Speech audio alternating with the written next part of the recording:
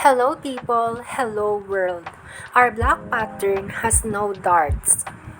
First, measure the 1/3 of side by folding your measuring tape into 3 parts. 2 and 5/8 inches. Measure 2 and 5/8 inches on side. Extend the armhole to point using French curve.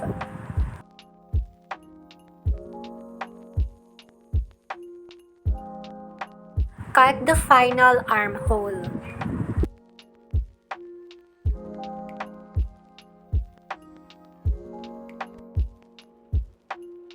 Measure the armhole. This is also a great technique in measuring the armhole.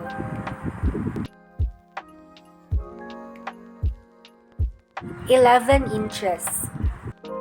Measure the half of 11 inches, which is 5 and 1/2 inches. That is the mid armhole. Square forward using ruler. Mark the half meant into 1/3 each part.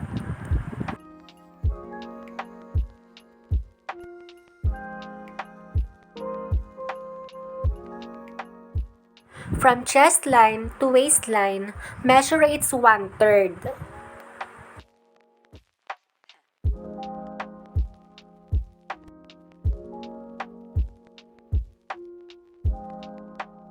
Mark the placement of 1/3 on 3 parts. Connect points from armhole to center front using hip curve.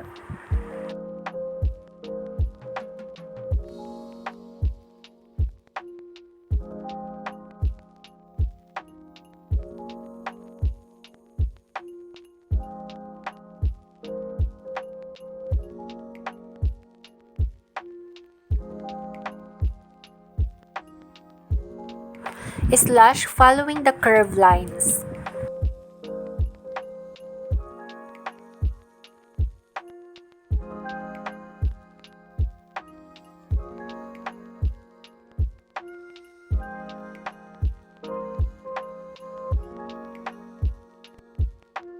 Draw a perpendicular line on new drafting paper.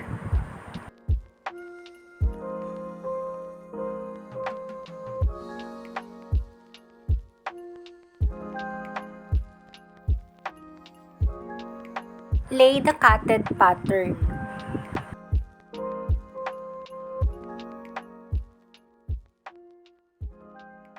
Pin it to secure.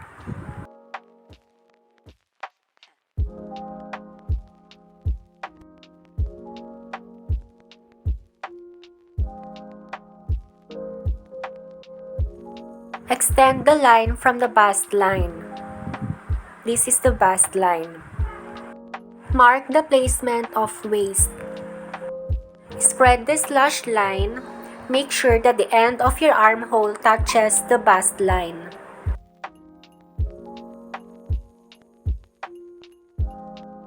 Trace the pattern.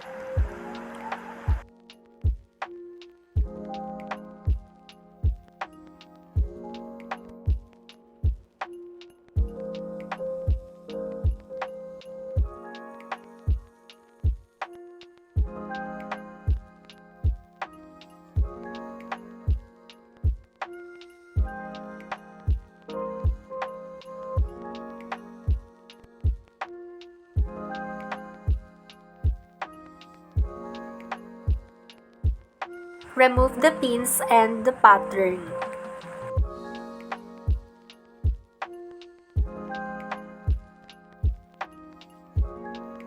Connect the points for sides. Use ruler to create diagonal line. Smoothen the curve of armhole using French curve.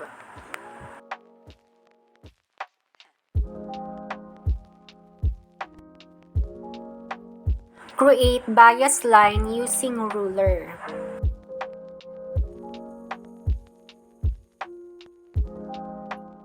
Cut the final pattern.